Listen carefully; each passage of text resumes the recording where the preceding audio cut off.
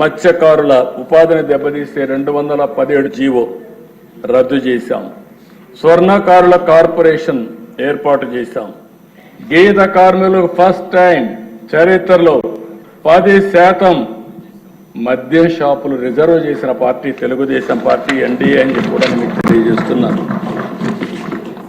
అర్చకుల జీతాలు 10,000 నుంచి 15,000కు పెంచాం. దేవాలయాల్లో నాయీ బ్రాహ్మణుల వేతనాలు 15,000 నుంచి 25,000కు పెంచాం. ధూప దీప నైవేద్యం కింద ఆలయాలకు ఆర్థిక సాయం 5,000 నుంచి 10,000కు పెంచాం.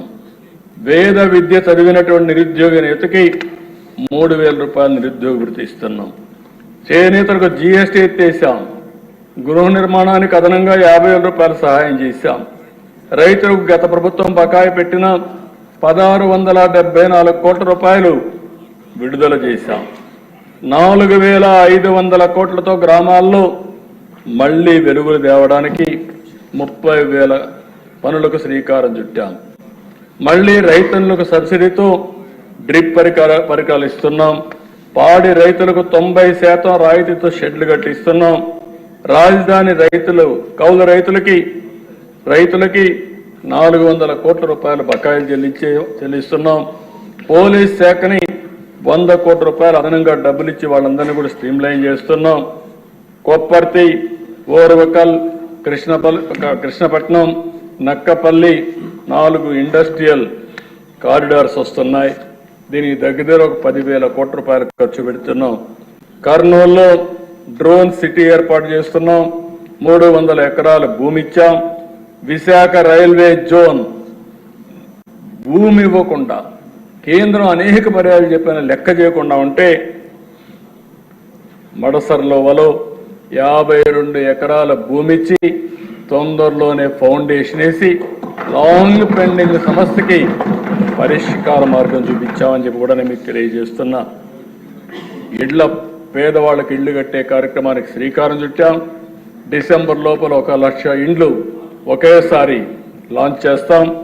అదే మరి గ్రామాల్లో 3 సెంట్లు, పట్టణాల్లో 2 సెంట్లు ఇచ్చి రాబోయే 5 సంవత్సరాల్లో ఇంటి జాగా లేదనకుండా ప్రతి ఒక్కరికి ఇల్లు కట్టించే బాధ్యత ఎన్డీఏ ప్రభుత్వం తీసుకుంటాం. ఇదే కదా దిశ. అందుకే ఈరోజు ప్రజలకు ఒకసారి చెప్పాలి. ఆ రోజు చెప్పాం, ఈరోజు చెప్తున్నా. సంపద సృష్టిస్తాం, ఆదాయాన్ని పెంచుతాం. పెంచిన ఆదాయాన్ని మళ్లీ మనకుండే అవకాశాలను తీసుకుని పేదవాళ్లకు సంక్షేమ కార్యక్రమాలు, సాధికారత కోసం ఖర్చు పెడతాం. ఏదైతే మనం చెప్పినటువంటి సూపర్ 6 కానీ, మనం ఇచ్చిన ఎన్నికల హామీలు కానీ పూర్తిగా నెరవేర్చడమే కాదు, ఇంకా అదనంగా నెరవేరుస్తున్నాం. ఓసారి ఎన్నికల మేనిఫెస్టోలో కొన్ని చెప్తాం.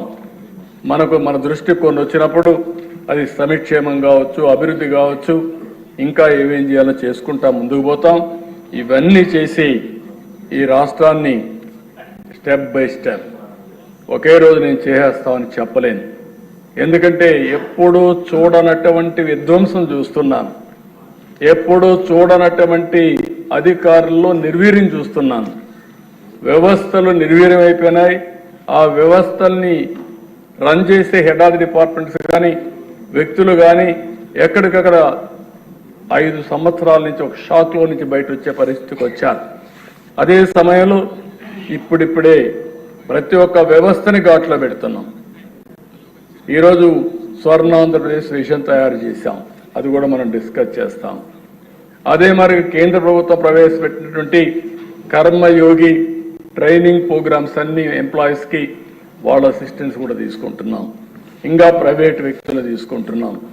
ఎంత తొందరగా చేయగలుగుతామో అంత తొందరగా చేయడానికి అనేక చర్యలు తీసుకుని మళ్ళీ అన్ని రాష్ట్రాలతో సమానంగా ముందుకు పోవాలంటే, వీలైతే దీర్ఘకాలంలో ఇంకా ముందుకు పోవాలంటే ఏమేం చేయాలో అవన్నీ చేస్తామని చెప్పి తెలియజేసుకుంటూ, అందులో ఇది మొదటి మెట్టు, ప్రారంభం మాత్రమే ఇది. ఆ ప్రారంభంలో ఉండే అన్నీ కూడా అడ్జస్ట్ చేసిన తర్వాత మొత్తం బడ్జెట్ చూస్తే 2,94,427 కోట్ల రూపాయలు పోయిన సంవత్సరం యాక్చువల్ కంటే 15% అదనం అని చెప్పి మరొకసారి మీకు అందరికీ తెలియజేస్తున్నాను. రెవెన్యూ వ్యయం 2,35,916 కోట్లు, మూలధన వ్యయం 32,712 కోట్లు, రెవెన్యూ లోటు 34,743 కోట్లు, ద్రవ్య లోటు 68,742 కోట్లు. ఉండే ఇబ్బందుల్లో one of the best budget ఇది.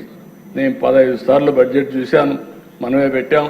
15 సార్లు పెట్టినప్పుడు ఇలాంటి క్లిష్ట పరిస్థితులు, ఇలాంటి ఇబ్బందికరమైన పరిస్థితులు one of the best budget తీసుకురాగలిగాం. దీనికి కారణం కేంద్రం పూర్తిగా సహకరించడం.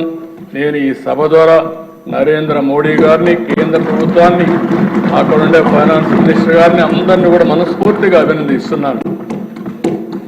ఒక్కొక్కసారి రెండు ప్రభుత్వాలు కలిస్తే ఏమేం చేయగలుగుతామో ఇది ఒక ఎగ్జాంపుల్ అని చెప్పి కూడా నేను మీకు తెలియజేసుకుంటూ, ఈ ప్రభుత్వం కమిటెడ్గా ఉన్నాం.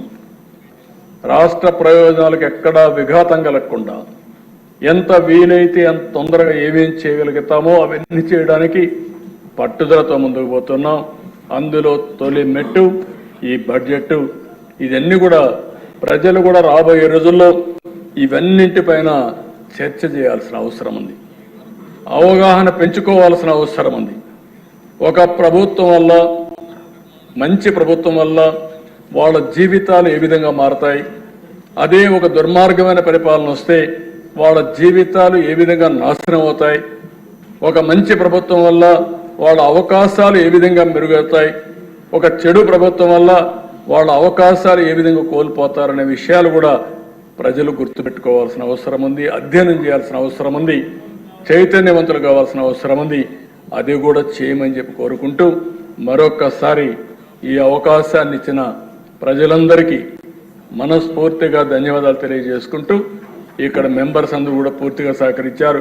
ప్రత్యేకంగా నిండుగా కూర్చున్నారు, మీరు బాగా హుందాగా ఉన్నారు.